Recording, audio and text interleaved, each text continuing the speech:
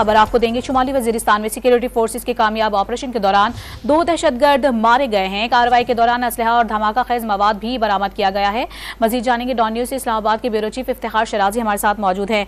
शराजी साहब, इस ऑपरेशन की तफसीलात से आगाह कीजिएगा और ये बताएगा कि ये जो दहशतगर्द उनका सरगना भी मारा गया है।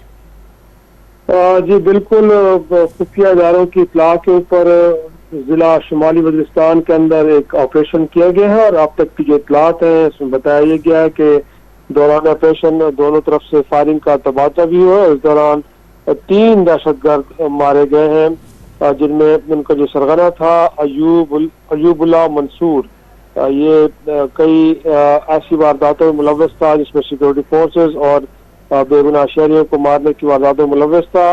ये भी इस एक तरह से कार्रवाई के अंदर मारा गया है और साथ में ये भी बताया गया है कि इनके कब्जे से कुछ असला, गोला बारूद और धमाका खेज मवाद भी बरामद कर लिया गया है।